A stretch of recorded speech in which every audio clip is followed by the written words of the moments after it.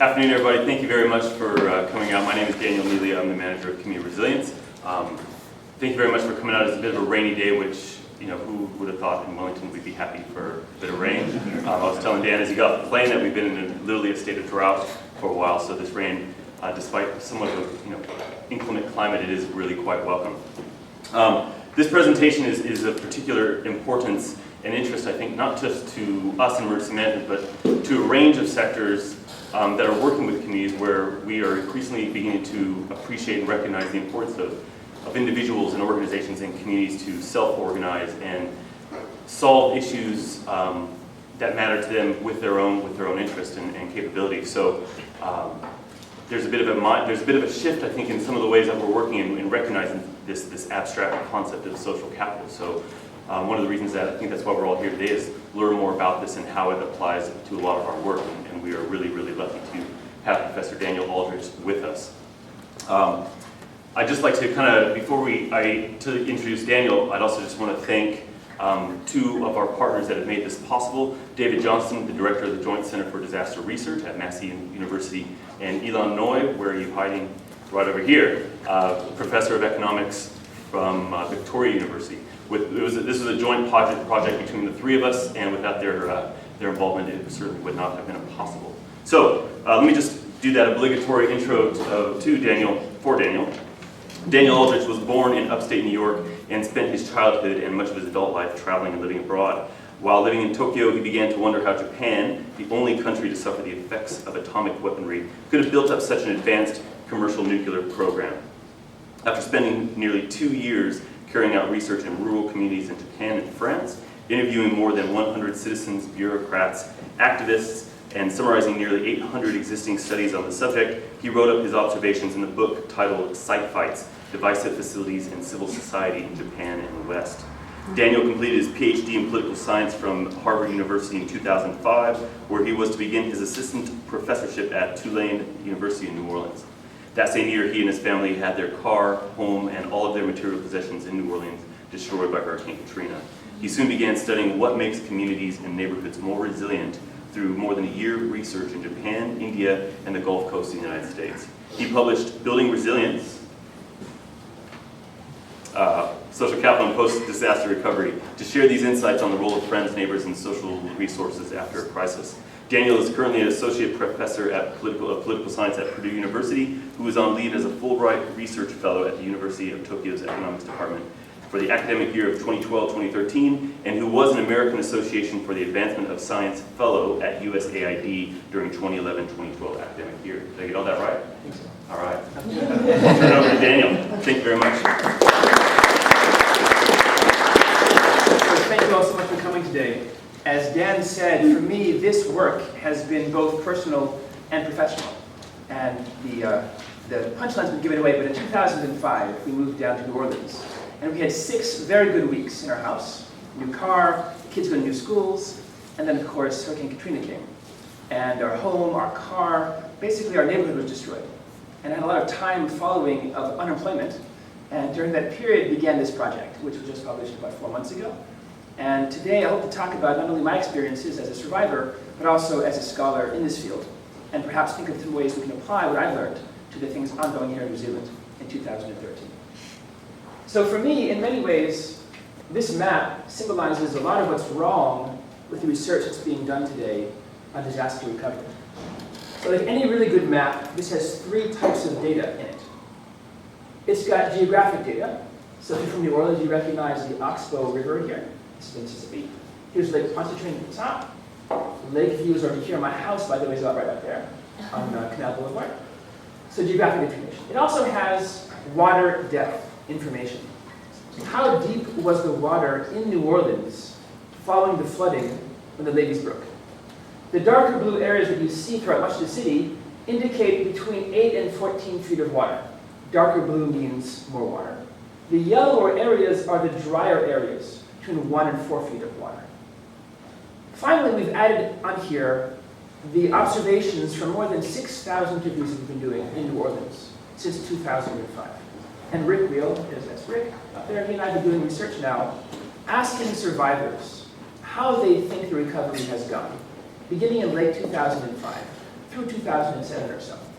So we asked them how they felt on a scale of 1 to 5. 5 meaning fully recovered, those are the green dots. And 1 meaning not at all recovered, that's the red dots. And the yellow, in the middle someplace. You guys are smart people. Tell me what pattern you see on the map. Yes, ma'am? The dry zones and the least populated. Okay, so first of all, strangely enough, those areas we expect to have the most respondents, right? We're knocking on every door we can find. In fact, we can find a lot fewer people in some of these areas that are supposedly high and dry. Good. What else do you see besides the lack of a pattern in what people have come back to? That's a real mix. Like everywhere there's recovered, mostly have somewhat. Right, so let's just take one area quickly. So this is St. Bernard's Parish. A lot of water, over 13 feet on average in some of these homes. Notice there are clusters of red, but they're also roughly 75% solid green, meaning people are living near each other. Some are saying things went really well for me, I feel recovered, things are natural again. Others saying, no, not at all, things haven't changed for me. Also notice one more small pattern. You see a lot of clustering as well, especially among the darker greens. This, by the way, is one of my favorite areas. This is called Village de l'Est. I'll come back to them. They're a community primarily of Vietnamese and Vietnamese Americans who moved to America in the 70s during the Vietnamese War. And you can see there's not a single non-green dot in their core residential area. I'll come back to this over and over again, I think. But this map showed me early on that our assumption that resilience and recovery are a function of damage clearly needs to be rethink. We thought. So let's see how to rethink it. Okay, actually one more question. If someone asked you based on this map, how was New Orleans doing between 2006 and 2007? Is New Orleans back? Did they recover 2 years later? Just some head shaking. No.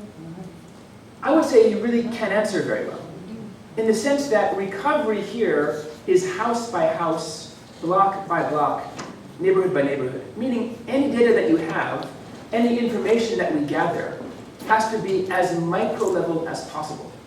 You can't talk about Christchurch as a recovering city, because individual neighborhoods in the city are recovering at different rates, in the same way that Hurricane Katrina made New Orleans recover at different rates. So for this project, I wanted 4 large-scale mega catastrophes, all of which killed at least 1,000 people, and did a minimum of $1 billion US in damage. These are not small-scale disasters. But I also wanted to find data as fine-grained as possible, to understand at the community level, the neighborhood level, the ward level, what's going on, block by block. So back in 1923, there was a major earthquake that leveled half of the city of Tokyo. Half. Now, to understand what happened in the decade that followed, I went back to the police records kept by individual police stations of their 1 kilometer by 1 kilometer area, called a koban in Japanese. Those police were very, very careful to record everything about the population nearby. STDs, for example, number of people living nearby, number of cars, riots, rallies, demonstrations, voter turnout. So very detailed records. And I put together those records from the 1920s on all 40 police jurisdictions.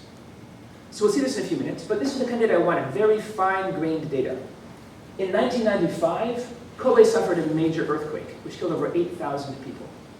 So I tracked from 1991 to 2006 how those wards did. Again, a ward is like a borough in America, a very small set of neighborhoods. In India, I spent time gathering data on more than 1,500 people there, across 41 villages, who all live on the coast of India in Tamil Nadu, and roughly 114 zip codes in New Orleans City itself. So all the data that you'll see is not at the national or regional or city levels, it's at the micro data level, the neighborhood level, the ward level. In that period of unemployment I have, in the fall of 2005, I found a lot of theories on how I was supposed to recover my block, my city was supposed to recover, and I summarized them really into 5 different categories. The first, I think, and most intuitive category is about money or aid. Many of us assume the more money we pump into a community, the more aid they have, the wealthier they are, the faster they'll be in recovering, the more resilience they'll demonstrate in the recovery process. To the point that journalists will criticize a country for holding back aid after disasters, or criticize the speed at which money is given out to survivors, implying if the money were being given out quicker, the recovery also would be faster. There's another theory, though, from political science about governance. How well does the mayor do at knowing local needs? How connected is the town council, or the governor, or the president to the local communities who have in need of assistance? You might know, for example, Mayor Nagin of New Orleans currently is on the way to jail. He was mayor when I was there in 2005, and I was a felon. He was arrested for bribery and convicted of bribery. Some might argue that having a mayor involved in shenanigans might slow down the recovery process. I remember as well in 2006, I got a phone call from a friend who told me that President Bush had flown over New Orleans, and he asked me how I felt about that. So I wasn't quite sure I felt about that, actually. I'm not quite sure what that means, but President Bush was flying over New Orleans to give the impression that he was involved in FEMA's attempt to rebuild the city. So governance might matter as well. A third theory might be about damage. The amount of damage done to a community might determine how quickly it recovers. Or, if you take the map seriously, maybe it doesn't. Two more theories. What about population density? The argument could be a city like Tokyo or Mexico City, highly dense areas with 9,000 people per square kilometer. Those kind of communities might recover more slowly after disaster because finding free land for new housing and getting everyone out of the zones will take more time than a very rural area, for example, like Tohoku and the northern part of Japan. This slide comes from Brazil. These are the favelas, the dirt-floored shanty town here on the left side.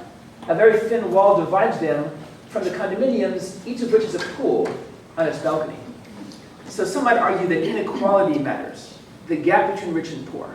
You've got a very large gap between those two groups. Distributing wealth, distributing aid might be more challenging. These are the common theories I found, but if you think about these theories, most of these aren't really about the community itself. They're about the governor, or the mayor, or the president, or the damage done to it, or how much money was pumped in. And this project really showed to me that a core factor in the recovery process actually was the internal cohesion of the community. We call this social capital. Social capital is, simply put, the ties that bind us together. And there are different types of ties. The first type, and the most common, is what we call bonding social capital. Bonding social capital connects people who are quite similar. We call this homophily. So for example, if you're a middle-class Kiwi living in Manhattan, probably some of your friends nearby are also middle-class Kiwis living in Manhattan. If you're a poor peasant living in the outsides of India, probably your friends also are farmers there on the outskirts of the city. But occasionally, we move beyond our internal networks, our friends, our family, and our kin, to bridge to other communities, other ethnicities, other nationalities. So for example, let's say you like to play bocce ball or soccer, join a club at a school or a PTA. Those institutions form bridges across groups. So if my son's in a public school here, maybe I'll meet someone different than me at that parent-teacher meeting. If we both like to play soccer, perhaps we're from different backgrounds or different classes. The third type of link that we might have with someone else is a linking social capital. This is more about a power gradient. I'm a normal guy, not much power in the world, but maybe I know someone in the mayor's office, or in the Red Cross, or in FEMA, or in DFID, or in USAID. Maybe I got a contact in an NGO. And those contacts can also provide resources during critical times. I think there are at least 3 different ways these kind of social capital ties make a difference during and after disasters. The first decision made by any survivor is to go back and rebuild a damaged home, a condominium, a business, or to begin life someplace else. If you calculate that investing time, psychic energy, and money in a home will be too much for you, then exit becomes a very possible strategy. It might be easier to let a mortgage fall, to move elsewhere, to begin a life in a new city or a new town. But if you feel connected to your hometown, to your village, to your house, you feel your children should grow up there, maybe you came from there, maybe you were born there. If you feel that sense of place and sense of belonging, then you might use what we call voice. And voice means, rather than just rebuilding by yourself, you feel committed to the process. And you want to bring in all of your neighbors and all of your friends and work together to make differences, work together to make changes in the area. If you feel you'll be there for a long time, local schools matter. If you'll be there for a long time, garbage disposal matters. Looking good matters. So you'll use political voice to make a difference if you feel committed to that area. What we found in India, America, and Japan was that communities hit by disasters that were more tightly bound together, they used voice more than exit. Communities that had fewer ties, that were less connected, that did fewer things together as a group, those communities often found themselves moving away in larger numbers. That's the first mechanism, exit and voice.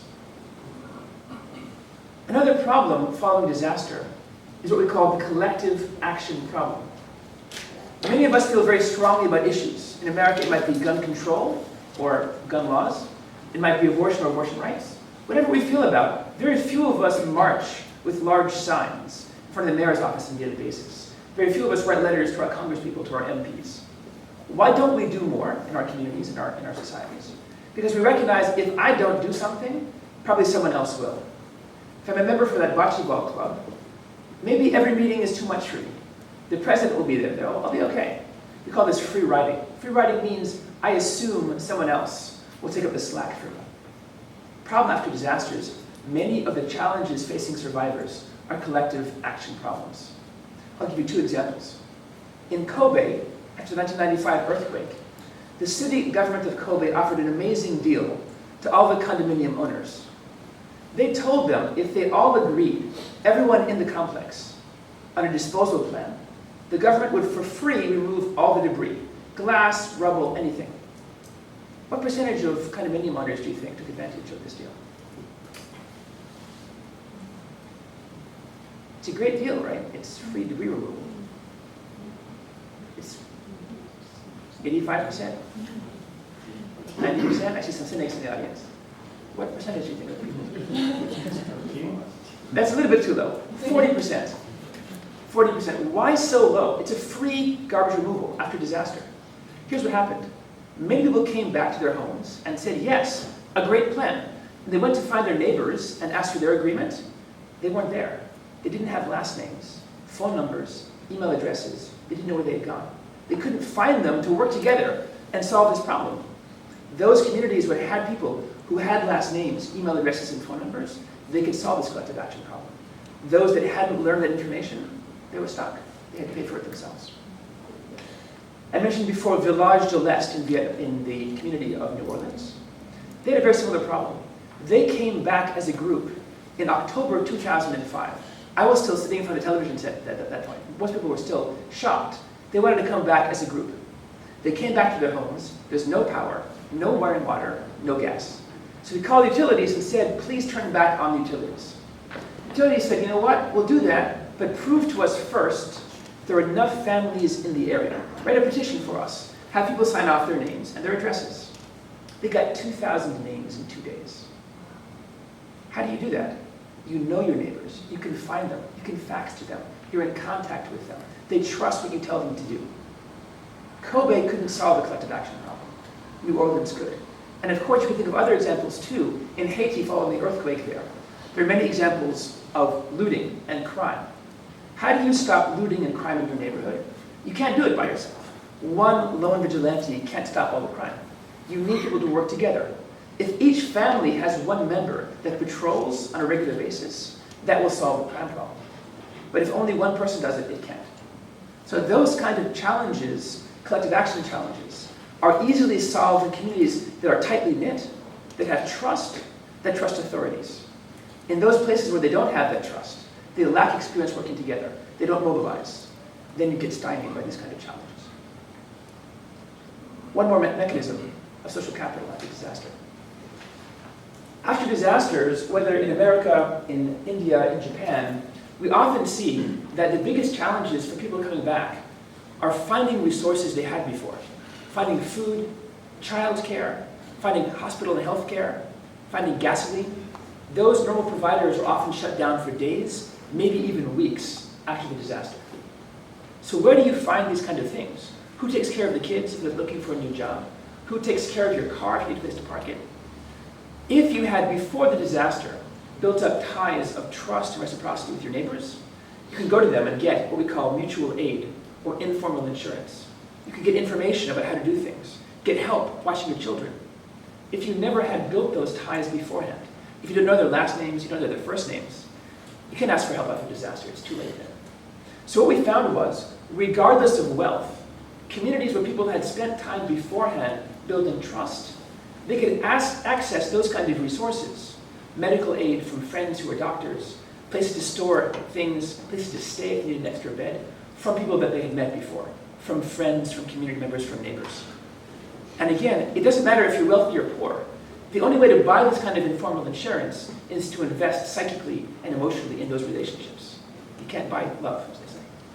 Okay, let's look at some data now. This is all very abstract. Let's find some examples from historical past, what we've actually seen. I mentioned that we broke Tokyo into those 40 police jurisdictions in the 1920s. If you group them into two groups, one group with high levels of mobilization and connectiveness, and one group with low levels, and you then look at how did they recover population? Did people actually come back to these heavily damaged areas in Tokyo? The answer is, oh yes they did. The average in these communities with high levels of connectiveness was a 6% growth rate per year, 5 times the national average, and 6% higher than the average in the areas with fewer ties. How do you measure ties in 1920s Tokyo?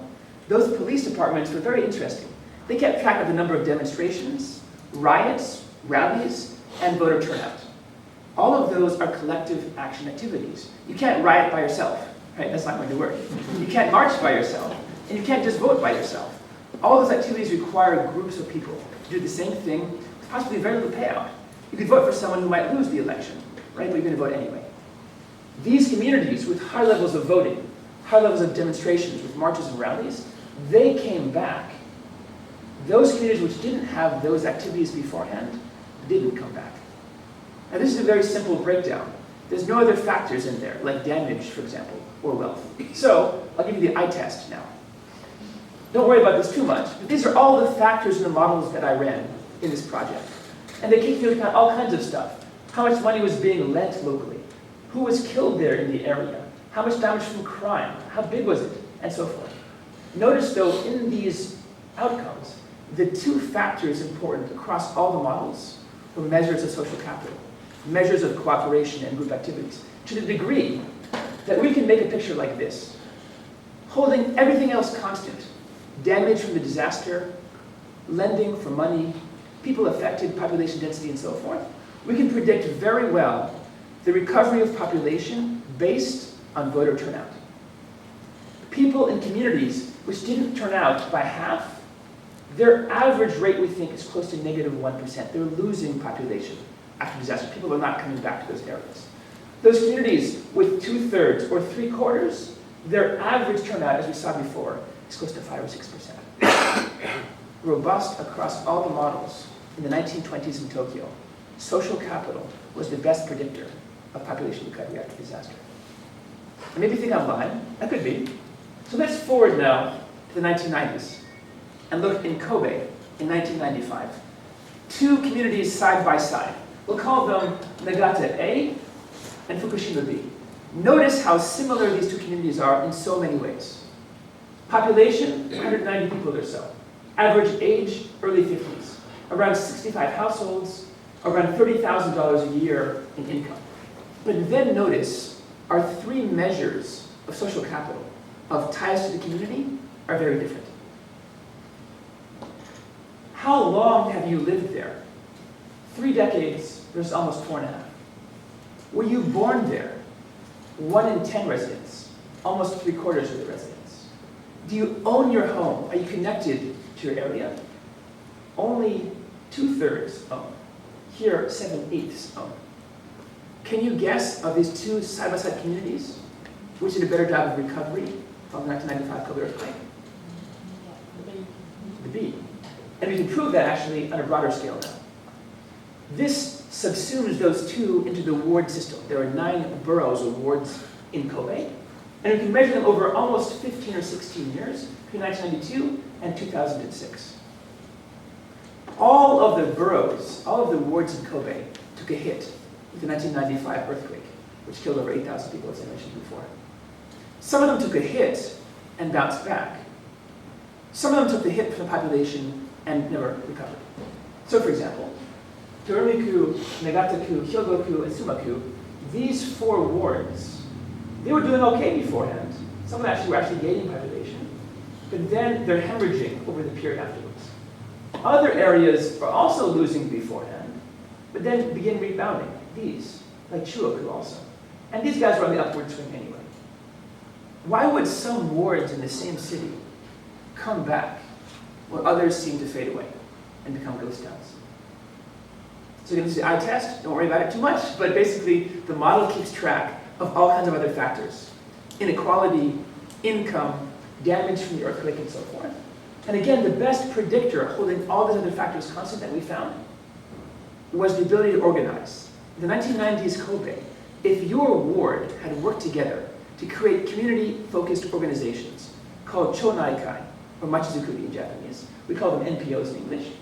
If you had simply created 3 of them per 10,000 residents, your average recovery population was close to 2%. If you couldn't mobilize your citizens to build a neighborhood-focused organization, 0, then your population recovery was close to 0, and maybe 1 per 10,000. Saying even a small number of organizations being formed in the community show the people there something is active, something is going on, pulling people back into the area. Okay, let's say this information is real, these data are accurate. If so, as survivors, as scholars, as practitioners, what should we do then with this information? We have to go forward. If you're a fan of American television, hopefully you recognize the man wearing the red sweater. Please tell me someone in this room actually recognizes that man. Does anyone recognize who that man is? Please tell us who it is. Very nice, Mr. Fred Rogers. Unfortunately, he's now deceased. When I was a child, though, every day he would ask me to please be a good neighbor. Please be a good neighbor. So here's the experiment we've been running, and please be very careful with it. I'll tell you why in a second. We've been having people call up their neighbors and ask for a sleepover. A sleepover. Now, I'll tell you one quick warning. This happened about 2 months ago, actually. So one of our assistants called a woman in the community who was married and told her we're doing this experiment, would you be willing to have a sleepover? Her husband heard this phone call and then proceeded to smash our RA's car the next day. So if you do this at home, please make sure you call the same gender, perhaps, to avoid such problems. Here's what we're doing. What's the idea behind Mr. Rogers? We know the first responders to disasters, whether in India, in America, in Japan, and New Zealand, the first responders are by and large not professionally trained police officers, firefighters, members of the National Guard, or so forth. We found in Kobe, for example, of the lives saved in the first 4 days after the earthquake, 3/4 were saved by neighbors. Neighbors who knew where to dig in the rubble of their 2-story homes to find them before they succumbed to their injuries. 3/4 of those saved in Kobe were saved by the neighbors. We saw it in New Orleans.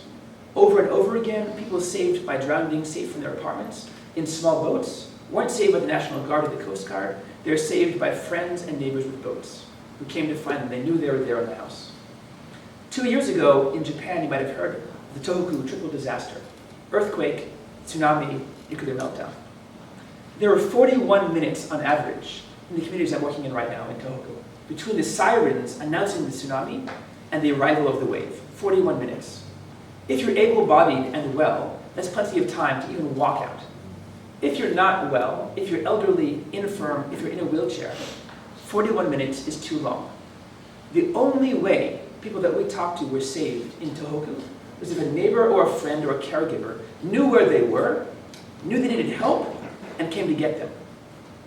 Police can't do that, firefighters can't do that, there's not enough time to save a whole village or a whole city. If we as individuals know in our neighborhoods what's going on with our neighbors, who's sick, who needs a wheelchair, who needs help, when we hear the tsunami warnings, or when we hear an earthquake's coming, we have time to help them. The first line of defense against earthquakes, against tsunami, against natural disasters, is being a good neighbor. So we've found roughly 2/3 of people that we've called have said yes to our experiments of having a sleepover. I get above board, bring a sleeping bag, it's all fine. And the idea again is to get information that we as neighbors probably should have. Last names, how are they doing, how many kids do they have, do they need help, and so forth. That's the first policy recommendation we're trying out right now. This image comes from my hometown, perhaps, of Indiana. Now, it's a little bit slower than perhaps you guys have here in New Zealand. This is a block party. What does that mean? Well, in America, it means we close off the street to cars, we drag out our tables into the middle of the street, and we have a picnic, a barbecue, a football game together. Real football, not that stuff. Right?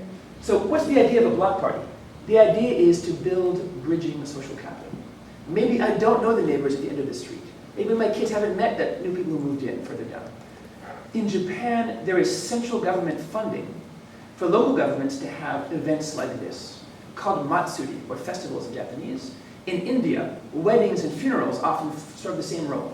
The idea is to have shared social activities on a regular basis, to bring people together who normally wouldn't leave their homes, to get them out of the houses, to meet their neighbors, to feel they're connected to the neighborhood and to each other. So we've been advocating in Japan and America that central government authorities give block grants to local governments to encourage this kind of behavior. We've seen so far in Seattle and in San Francisco, there is money available for groups there that do this kind of behavior. Group parties, activities, soccer events, outdoor activities, barbecues, anything we can that would somehow bring people out of their homes. Now we have 2 more policy recommendations we've been testing. These are much more expensive, but we think tested well. This is, as you imagine, a focus group. And here's what we had. Colleagues of mine at Harvard went down to South Africa and Nicaragua, some very bad neighborhoods. Very bad neighborhoods. And they knocked on doors. And they knocked on doors and asked each person they met, would you be willing to come to a group that will meet every week for 3 hours for the next 3 months? Sometimes they offered a reward, a gift card, sometimes not. And when they had 15 people assembled in the group, they gave them a random topic. Maybe it was HIV/AIDS, maybe it was picking up the river, maybe it was school choice, whatever it was. And we measured at the beginning of the process how much trust they had in each other, in their neighbors, in the government, how much faith they had in their society. And at the end of those 3 months, this is what we found. People in these focus groups, chosen randomly off the streets in very bad neighborhoods, they had on average a 14% higher level of trust. And only in each other, of course, in the group, but in society as a whole, in their neighbors, in local government, in authorities. Meeting together for common cause on a regular basis gave them hope. Society was doing a good thing. They could be involved in things bigger than themselves. So this is rather an expensive program. It requires moderators and so forth. But any local government, any NGO can do the same kind of activity. Having a regular weekly meeting, a reading group, a symposium, some kind of activity on a meeting idea that brings people out of their homes and gets them together, talking to each other about solving local problems. Maybe it's policy design. Maybe it's how the city will look in the future. Maybe it's ways to increase the blue line, the tsunami programs here in the city. Those kind of activities are ways that we know work to deepen trust, to deepen connections.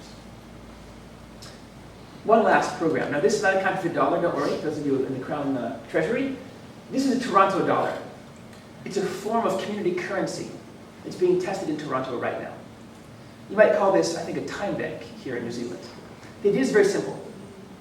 Many people that we talk to want to do more in the community. They want to volunteer and get out and do things. But they feel that if they volunteer for several hours, they're missing out, perhaps on the income from their job.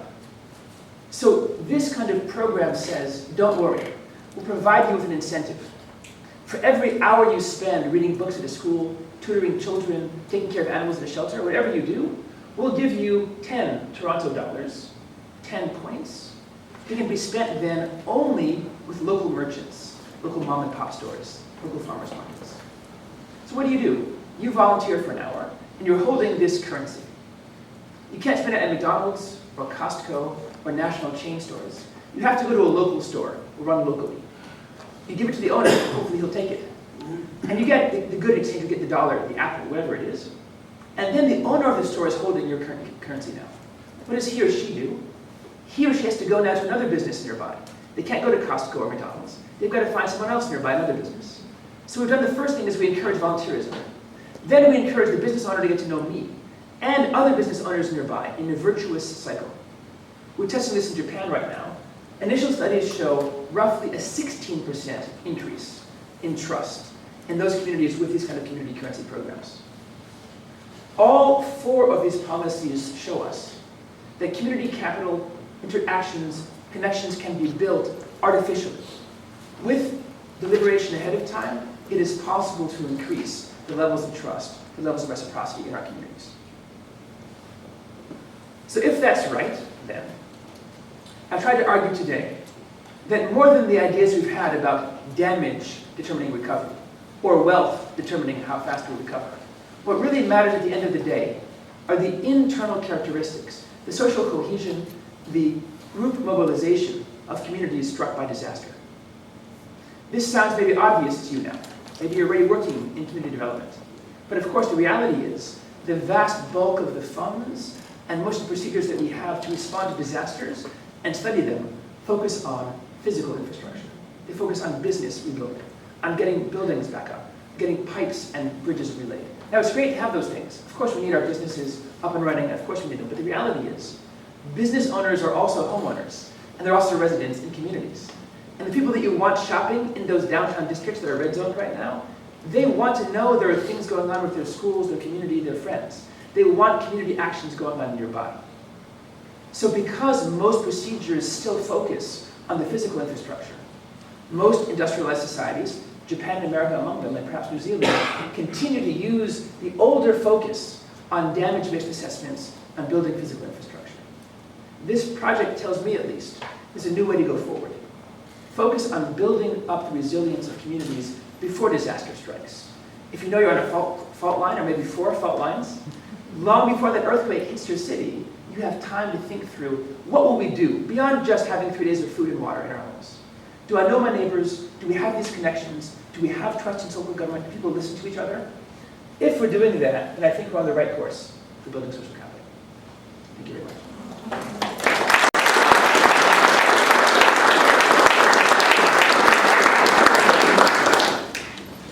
So we'll open it up to some questions. We'll open up some questions both from you guys and from maybe our studio audience here and on TV, WREMO TV. So feel free to raise your hand. We got to speak loudly because we're not high tech enough to have a walking microphone. So feel free to raise your hand. Maybe we'll start from there. Thanks, it was really good. I'm just interested in that third policy one with the focus groups, how you can build up trust in local governance and community by holding the focus groups and people coming up with ideas to solve the issues. Is there necessarily a guaranteed action that comes out of the ideas, and is there a danger of losing the trust if people come up with some brilliant ideas and they don't get active? I think there is that danger.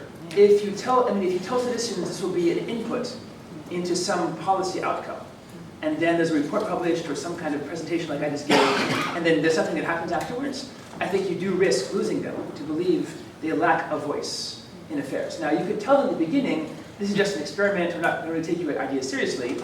Probably also not a good idea, right? Because you want them to have enthusiasm for ways of having the input into policy processes. I mean, I think what we found over and over again is where the design after disasters or for disasters involves bottom-up feed-in ideas, then there's more buy-in from the community. And these kind of programs that meet regularly and get people talking about ideas, they often have very clever, innovative approaches that we might have thought of ourselves. So hopefully from their ideas, something will develop that is usable, that we can sort of shoehorn into those more top-down approaches. Thank you, that was great. I've been reading some research on vulnerability, and a lot of times governments seem to categorize, and people categorize vulnerability according to demographics. Right. And I was just thinking that this is now maybe an obvious thing, would you bring that into, if you could measure vulnerability based on how people saw the communities, that would be another thing to add in? Yes, Susan Cutter, C-U-T-T-E-R, I think she's at USC, if I'm correct. Her work has been about what she calls vulnerability mapping on the Gulf Coast. And she looks very closely at just demographics, age, let's say, or gender, issues of race, but also at turnout in elections, for example, involvement and participation. And she's trying to map now, using GIS data, how do we see the communities, not just because of vulnerability to earthquakes or tsunami or floods, but also that trust in government, that cohesion, that working together aspect. Nowadays, thanks to mapping techniques, it is possible to use census data, to use surveys, to make a good map like that. And I think I would do so. I mean, if I could encourage someone to think about that. I think it's very possible to map whatever city it is by those neighborhoods, and not by race alone or by age alone, but by that connection and sense of trust. A question from our online audience. Chris asks, have you looked at social capital in Christchurch? And if so, do you have any thoughts on how much there is? I have not looked at it directly. I've only been here about 4 days. I was there the last 3 days, though. And I would say there are a number of groups that I met who are doing good work on the ground. And I think the challenge now for Christchurch, it seems to me at least, is to integrate the bottom-up aspects of those NGOs and the community groups working very hard to preserve the flavor of their communities, to get involved in gap fillers, to create new projects with the often top-down approach that we see in a crisis situation where you have one authority with a lot of money and resources working quickly to get things done. I think the challenge that I saw was integrating those pockets of strong involvement. Littleton, for example, I know has a very strong time banking system going on right now. Replicating that, scaling it up, bringing it to other areas in Christchurch, learning from each other, that might be one way to begin thinking about, at a broader scale, integrating these kind of programs in the area. Please. Do you think that this theory actually could be replicated in poor countries where you have got like inequality a bit higher? Are you going to connect the communities, especially in the urban areas?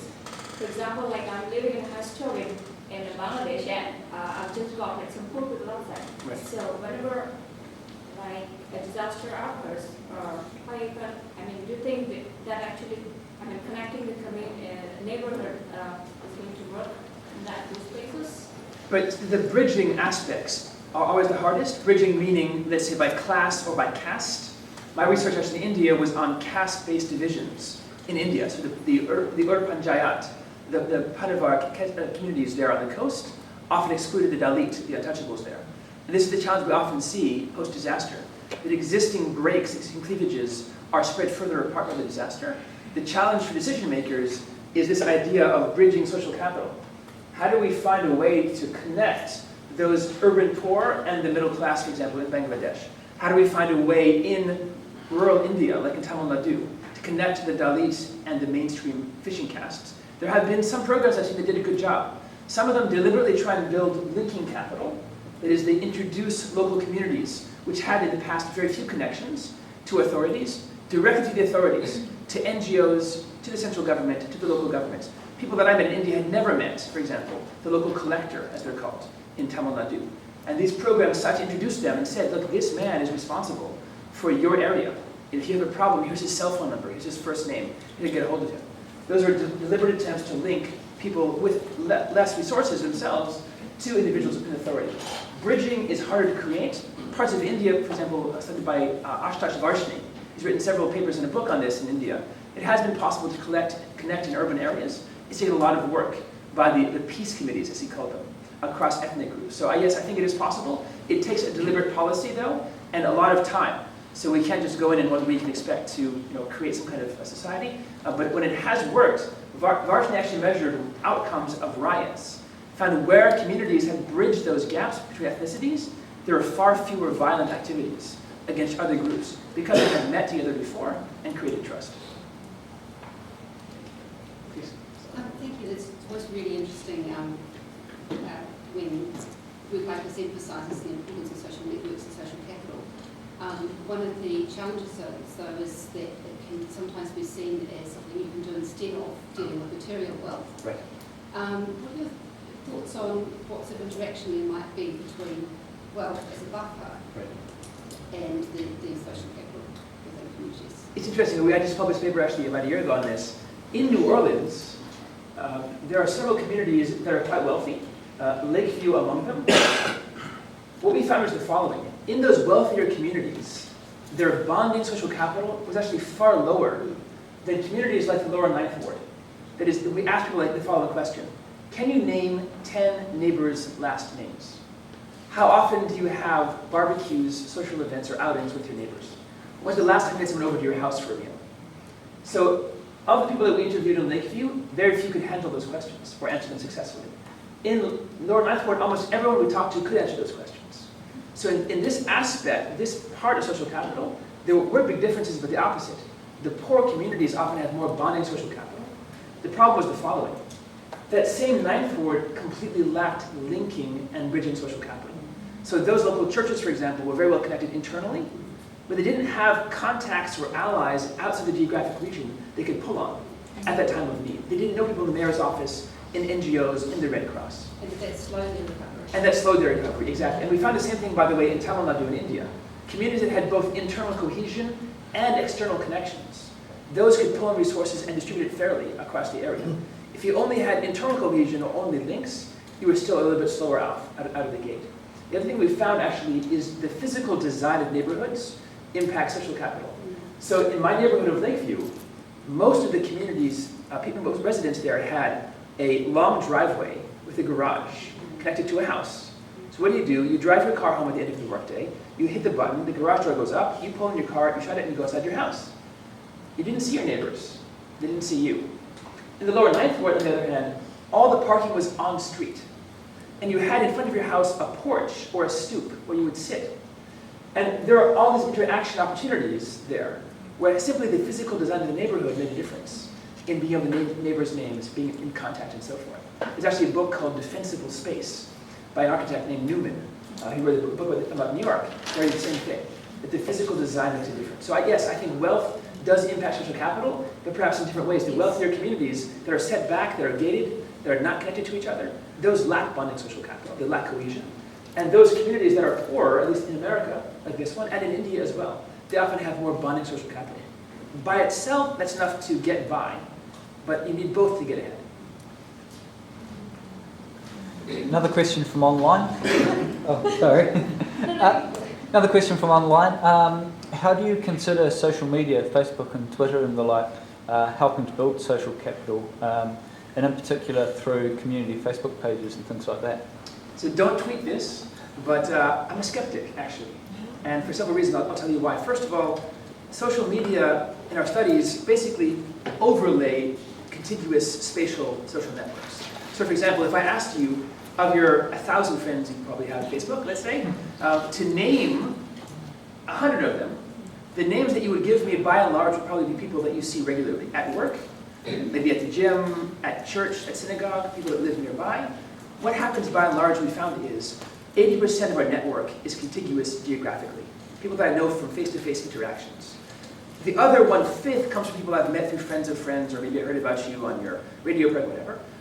So first of all, most networks to begin with are contiguous geographically. That is, the people that we did anyway. So if we're only overlaying that, the social and the media, it can enhance those networks, but not necessarily expand them any further. Now it's true, we've seen success at crowdsourcing fundraising, for example, and I know the Student Army as well in Christchurch did a great job raising attention to their activities by having Facebook pages.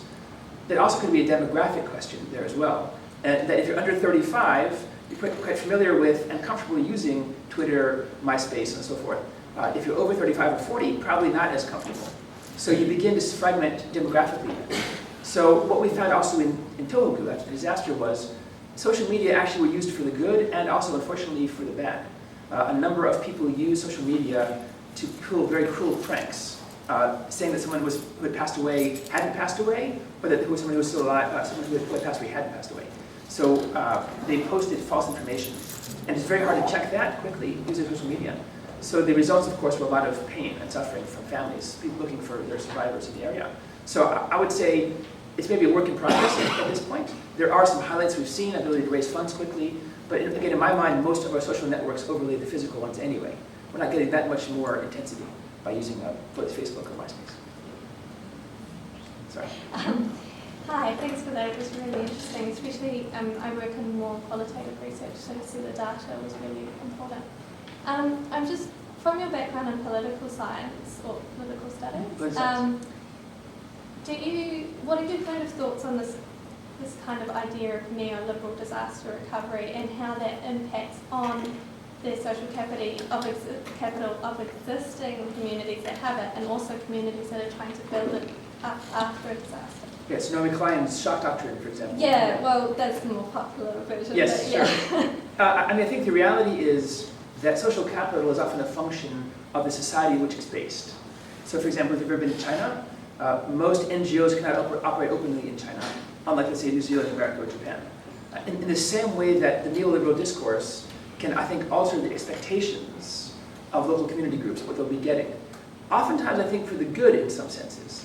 And it's what we found in New Orleans. One of my colleagues, Emily Chamley Wright, Chamley Wright, Emily Chamley Wright, she's written a whole book on the narratives of local communities. So in the same way that we broke down these groups into small and smaller neighborhoods, she found what she called narrative associations. Groups of people telling the same kind of story. And if this story was one of waiting for assistance, looking for aid from the government, oftentimes the recovery was drawn out and very slow for them. But if they believed there was no help coming, if they believed they were isolated, or, and in the case, by the way, of Village de l'Est, people that I talked to thought they were ignored deliberately because of their race. That was their argument. They felt it was their own job to get motivated and start working, regardless of the assistance or lack thereof from the government. So in one sense, I think, if the neoliberal doctrine means you expect markets to solve things or whatever communities do it by themselves, if communities really believe there's no help forthcoming, that might encourage this kind of cooperative collective action. If you believe you'll be waiting for months or weeks or years for the insurance payments, for example, or the help from CIRA, maybe it will motivate you to get something done locally. And we have seen that, I think, a number of times, at least in New Orleans. Communities like Broadmoor, which were told initially they're off the map of recovery, you saw a fantastic number of individuals say, wait a minute, I'm off the map, I'm being pushed out, and you had a huge surge of volunteerism there. So I don't have much data on it, but the things that I've seen would indicate if you really believe you're being pushed out of the system and people are waiting for the market to solve it, maybe that will encourage more activism. I just want to ask a question to see if I heard you correctly in terms of the thesis you were putting in terms of the data for how to measure the social capital and how strong that correlation was. Would you mind just recapping what I heard in the sense of, sure. I heard voter turnout, is that generally local elections in general? Or just could you maybe recap what you were saying? Absolutely. So this is the challenge at the beginning of the project. How do you capture social cohesion 100 years ago, for example, and then in Japan and India and America? So the first thing, obviously, is it's not the same in every society. The types of things we measured in India, for example, are not the same way we measure social capital in America or in Japan. In the 1920s, we had data from these local police officers on the number of riots, demonstrations, rallies, and voter turnout in elections. By the way, those are highly correlated, you can imagine. Right? People who voted also demonstrated more often. They were more involved in their community activities. So that was one way of measuring in the 1920s how individuals there saw themselves vis-a-vis the community. In Kobe, on the other hand, we looked more closely at the creation of these non-profit organizations, Machizukuri or NPOs there. The number of NPOs, the number of these groups formed in each ward was an indicator, we thought, of the collective action capacity of the area. In India, in contrast, we used other measures. We actually asked these individuals several different questions. One was, can you name someone who lives outside your village? Do you know someone via email or phone who lives in another country? How often do you have contact with them? And then we asked various questions about how often do you participate in local rituals in your local area. And we asked about two types, weddings and funerals.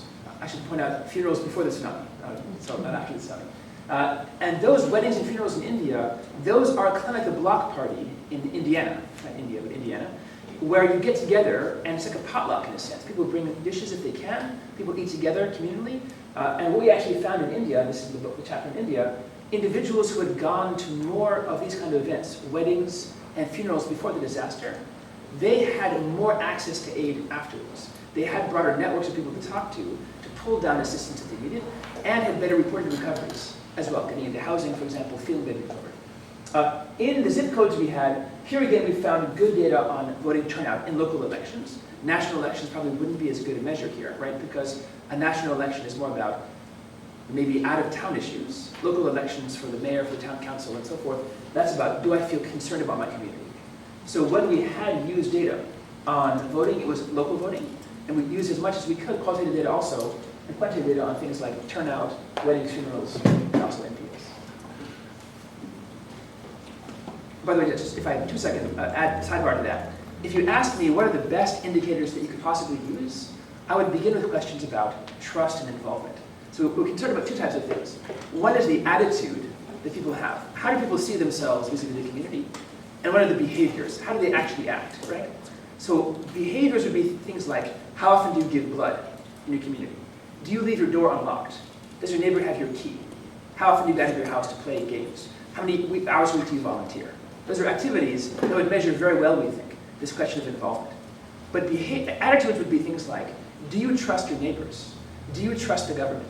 Do you trust local government? Do you trust police and first responders? Right? Those questions of trust indicate what kind of experiences I had. For example, asking for help from someone, calling 911 or 911. That's a lot of ones, right? 111, okay, sorry. In Japan it's 119, so whenever I go abroad in danger, I can never find help. But, so the idea would be the attitudes, right? How do you see yourself as in the community? So if you're asking me, for example, in Christchurch, if I went in tomorrow with $1 million, what would I do? I would measure both. What individuals do with their time? Do they volunteer, give blood, leave their doors unlocked, give a key to a neighbor, go out together and do stuff? And how do they see themselves? Do they have trust in activities? Do they believe in the system as a whole? I think both of those would be ideal. Of course, in the 1920s in Tokyo, it's harder to get that kind of data. So we needed to find things that were contextually, historically accurate. Please. I have a question about your policy recommendations. I just want to know if there's been any research done on the level of social capital built from, because those things are happening. Yes. Is there anywhere done about the difference they make in terms of social capital? Yes, so we have published studies on community currency, or at least they call it time banking here, and we have published studies on focus groups. These studies came out in 2009, 2008, and they found, again, in these very bad neighborhoods of Nicaragua and South Africa, a roughly 14 to 50% increase in trust. This study that I saw was internal in Japan. It's still not fully accessible publicly yet, but this will be coming out soon again on communities in Japan. So yes, there is data that we have on these two. These two approaches, the Mr. Rogers approach and the Block Party, are not quite as in vogue yet, let's say, as the other ones. So we don't have any good data yet in the field. We're still collecting data ourselves from doing these experiments, which, as I mentioned, got my RA's car broken into. Please. Are you aware of any programs internationally to encourage social capital, and how do they work? Internationally. So there are some NGOs that have taken this idea more seriously in the work that they do around the world. There are a number of NGOs based in Seattle, for example, and in Kobe, both of which are trying to encourage, when there's a disaster and before a disaster, in vulnerable areas to increase social capital. USAID, the American Aid Agency, they have a number of programs in Africa and Southeast Asia that try to encourage the creation of these kind of resilience beforehand. I would still say there's a struggle, though, in the international community, because when here's what normally happens, as you probably know already. You get a phone call at USAID or DFID or OFTA. There's been a horrible tragedy in country X. The first thing you do is you find some planes, you load them up with medical supplies, doctors, food, and water, you fly them to the nearest base, dump them nearby, and then you leave after 6 weeks. That's SOP, standard operating procedure. That's what we normally do. To tell someone, by the way, in Pakistan, before the next disaster strikes, try building social capital. Or in that area nearby in the Gulf Coast, it's vulnerable to flooding, let's try having some of these block parties more often. It's a much harder sell for NGOs. They get the most leverage sometimes from being very visible at highly covered events. So the kind of slow building of a community currency program isn't nearly as front page news as, I'll give an example, in India, having boats branded with the name of your NGO, right? If every boat in the village says World Vision, right, that's much more obvious to media than a slow process of building up ties through, for example, community block parties. So there are some programs. I think the challenge for decision makers and policy makers is to elevate their priority in that procedure of have a disaster, send over food and water, fix the buildings, and then leave. Because, of course, you can think about it this way. The disaster itself might obviously change existing social networks. For the good or the bad, by the way. It can go either way. We have data that go both ways. But if the evacuation plans that you have, if the recovery plans that you have either ignore social capital or damage it, then the well-intentioned response you have from a USAID or DFID or OFTA, those programs actually are harming the long-term recovery processes. Just really quick, two things that happened. In New Orleans, people that we spoke to told us they often didn't know where they were going in their evacuation until the bus driver or the pilot of the airplane told them, welcome on board, we're going now to Arkansas, we're going to Kansas. If they had known where they were going ahead of time, they could have chosen a friend or a family member at least to be nearby. As it was, they were literally randomly put on boats and things to get out of there as quickly as possible. In Kobe, after the 1995 earthquake, we know for a fact roughly 240 people died, what we called the lonely death, kodokushi, meaning that they didn't have pneumonia or exposure, they had food and water, but they were elderly victims of the earthquake, placed very quickly out of their old home into a new home, in a large-scale apartment complex by themselves, far from their family, far from their friends, the doctors, the networks, the businesses that they knew. So they're living high and dry, so to speak, without any connections. So Kobe City meant really well. They wanted to help these elderly survivors get quickly away from a damaged area. But by putting them individually in these areas with no connections, and giving them no phone, no cell phone, not knowing to keep in connection, it cut them off from that which supplied them. So now, in 2011, roughly 1 in 6 communities we're dealing with in Japan move people in groups of 5 to 10. So we move you, but we'll move you and 4 of your neighbors together to a new shelter. And that's where you stay as a group until you can find permanent housing. So again, those are ways I think we're seeing some slow seep of this concept into actual on-the-ground policy. Maybe I have a question. Please, Ken. As a follow-on to that, what advice do you have for those of us working in this disaster space, in the emergency management field? How can we build and elevate social capital? What are some of the practical things that we can do in the space that we work in? I mean, I think we've been trying these 4, and they've been pretty successful. So again, encouraging people as a campaign, get to know your neighbors. Dan Homsey in San Francisco, our mutual acquaintance, he's been working in San Francisco to build up these ties. So in San Francisco, they actually get money to a block captain. So every 5 to 10 houses has one person responsible for being a good neighbor. He's actually given a little bit of money to try and build that list of who on the block needs medicines, wheelchairs, diabetes, and so forth. That's a program they have there on the ground. So that's sort of an institutionalized way of becoming a good neighbor. Japan has the matsuri, so getting grants to communities to get them to have sports associations, church groups, festivals, May Day, whatever else we celebrate in New Zealand.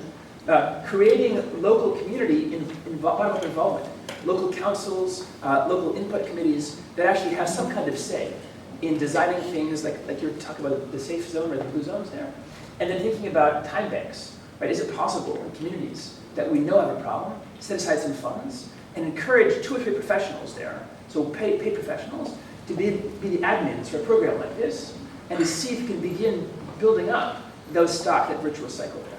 So there's also, of course, building, if you have this kind of influence, as you build neighborhoods, right? Think about the design. Are they walkable neighborhoods with sidewalks, with short driveways, on-street parking? Are there things designed in a way that shared spaces, people can sit together in parks? Again, the physical environment that we live in changes the way that we interact. By the way, this is why, if you know those flap over Yahoo, Yahoo's CEO said, if you're not working at Yahoo, you're not working here anymore.